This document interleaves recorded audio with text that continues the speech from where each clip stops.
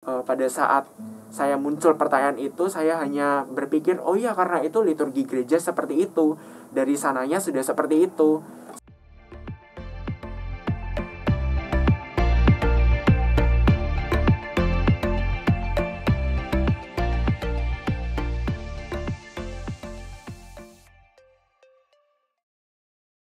Shalom Bapak Ibu Saudara, Jemaat GPD Situbondo yang ada di rumah. Selamat pagi, selamat kita bertemu kembali dalam sarapan GPD Situbondo yang menguatkan iman kita, menyegarkan hati dan pikiran kita untuk kita dapat mengawali setiap aktivitas kita pada pagi hari ini.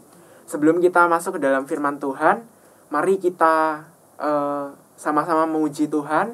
Kita angkat pujian, pujilah Tuhanku selama-lamanya.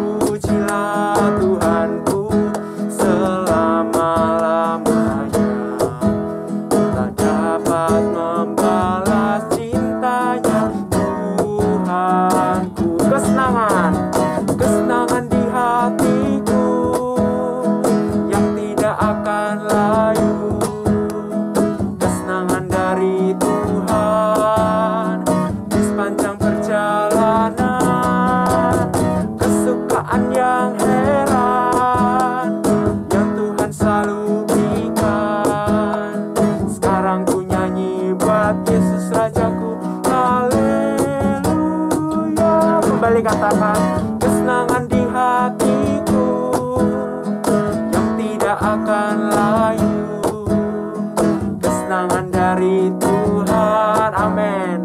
Di sepanjang perjalanan, kesukaan yang heran yang Tuhan selalu berikan. Sekarang ku nyanyi buat Yesus Rajaku, haleluya.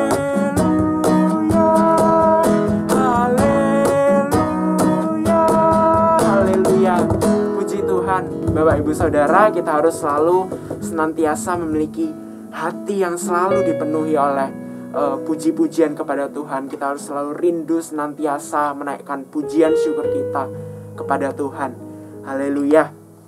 Bapak Ibu Saudaraku, pada pagi hari ini saya rindu untuk menyampaikan renungan firman Tuhan yang sesuai dengan lagu yang sudah kita naikkan barusan, tentang bagaimana kita harus memiliki hati yang senantiasa memuji Tuhan, hati yang selalu penuh dengan roh puji-pujian.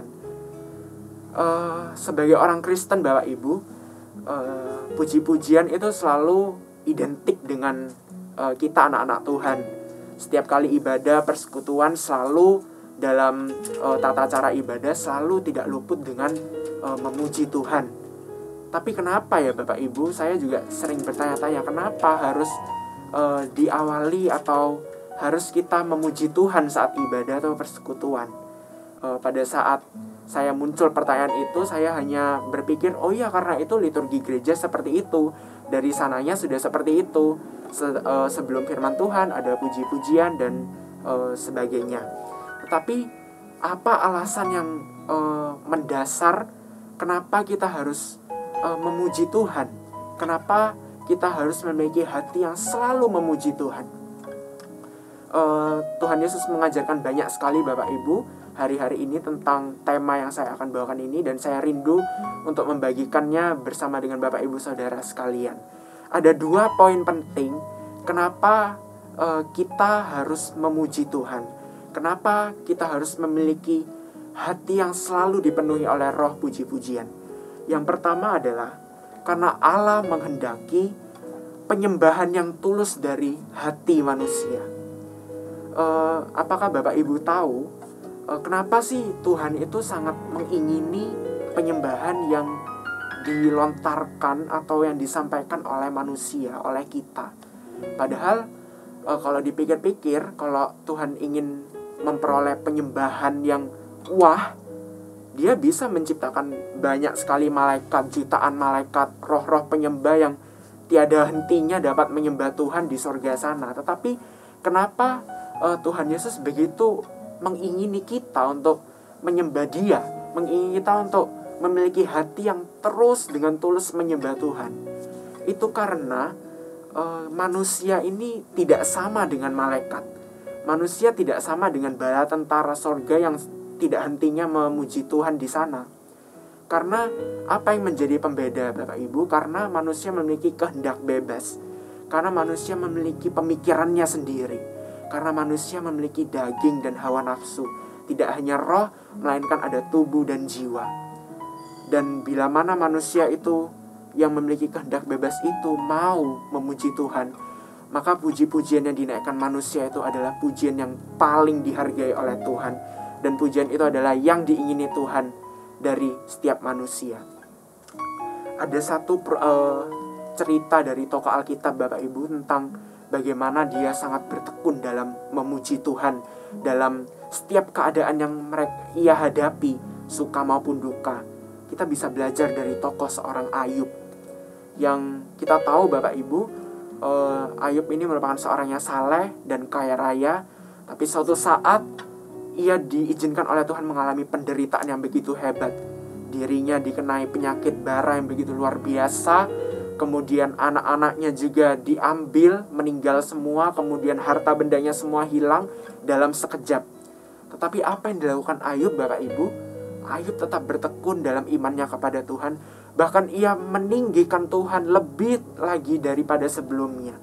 Dalam keadaannya yang begitu parah, Ayub tetap memuji-muji Tuhan. Dan ada satu pernyataan yang Ayub katakan dalam Ayub 19 ayat 25. Ayub 19 ayat yang ke-25, kita bisa baca bersama-sama. Ayub 19 ayat yang ke-25, tetapi aku tahu penebusku hidup, dan akhirnya ia akan bangkit di atas debu. Haleluya. Ini pernyataan yang begitu luar biasa yang bisa dikatakan oleh seorang Ayub yang pada saat itu menderita sangat hebat. Tetapi ia tetap meninggikan Tuhan. Ia tidak berpaling, ia tidak mengikuti kehendak bebasnya. Tetapi ia menyangkal dirinya, ia menyangkal setiap penderitaannya untuk tetap meninggikan dan memuji Tuhan. Dan penyembahan dan puji-pujian Ayub itu sangat dihargai, sangat menyukakan hati Tuhan. Sehingga Ayub diberkati kembali, Ayub dipulihkan kembali menjadi orang yang kaya raya seperti sebelumnya ia menderita, bahkan lebih tinggi lagi, lebih kaya lagi, lebih makmur lagi. Itulah ya Bapak Ibu, kuasa memuji Tuhan yang tidak henti-hentinya kita naikkan dalam setiap keadaan, setiap kesulitan. Kita akan bisa menjadi seperti Ayub yang selalu diberkati Tuhan, selalu ditopang Tuhan. Kemudian ada alasan yang kedua Bapak Ibu, poin yang kedua. Mengapa kita harus memiliki hati yang memuji Tuhan, hati yang selalu dipenuhi oleh roh puji-pujian? Itu karena pujian yang sungguh-sungguh dinaikkan dengan hati kita akan memberikan kuasa yang luar biasa bagi sekitar kita.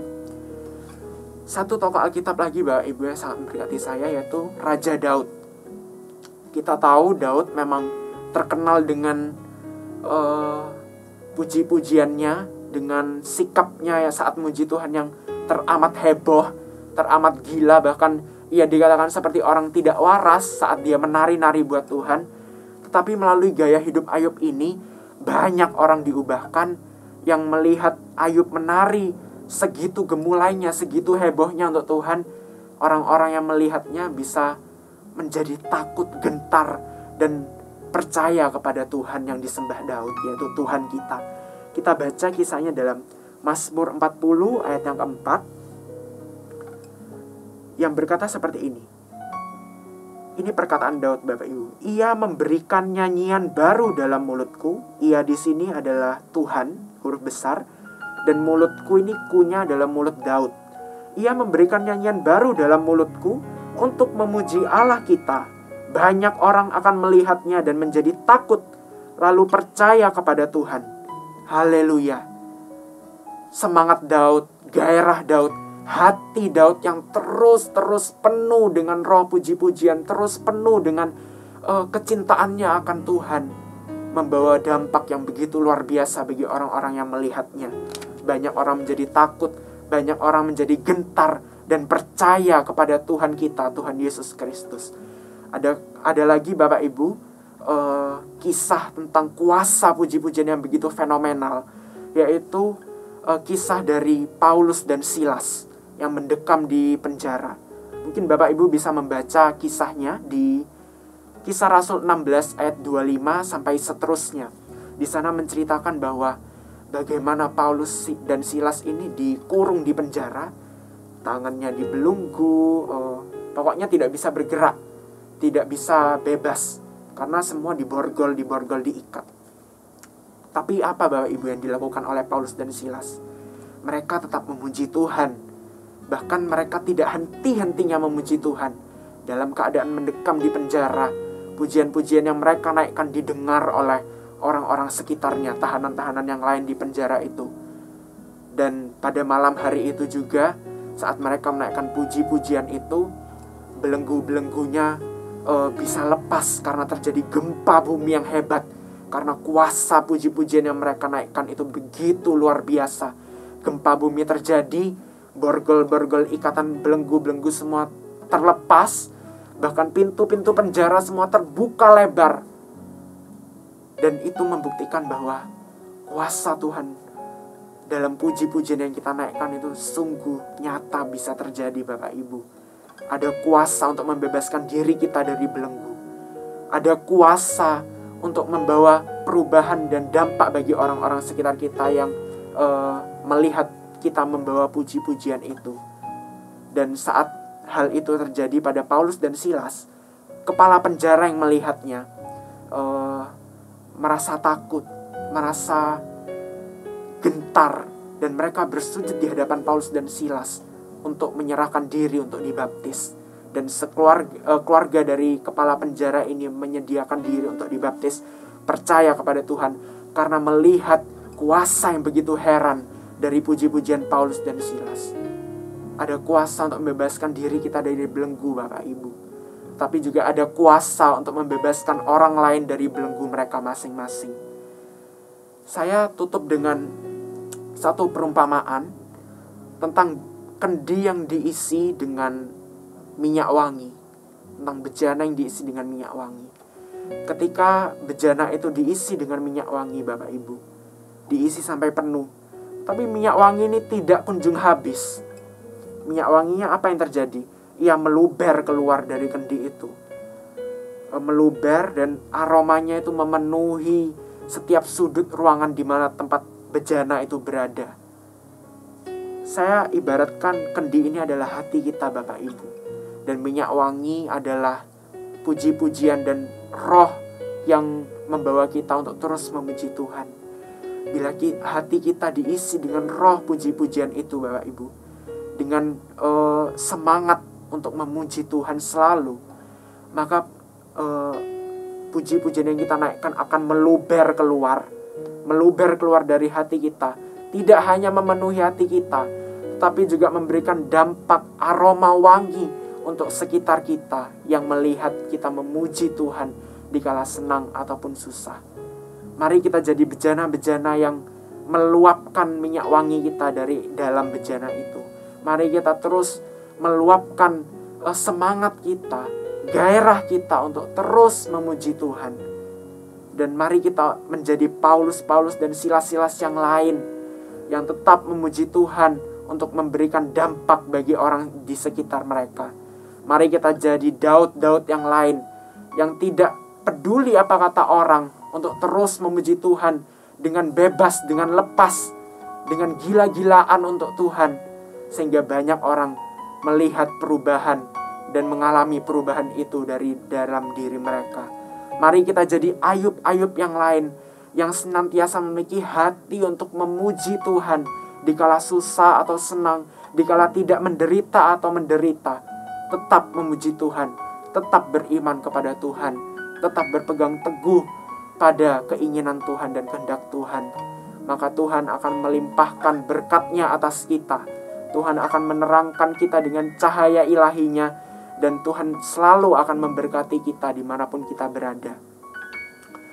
Ayo Bapak Ibu, mari kita jadi bejana-bejana yang terus diisi dengan roh puji-pujian, dengan roh yang selalu ingin memuji Tuhan, sehingga kita selalu dipenuhkan, selalu dibaharui setiap harinya dengan puji-pujian yang kita naikkan, sehingga kita juga bisa memberi dampak bagi orang sekitar kita yang melihat tingkah laku kehidupan kita.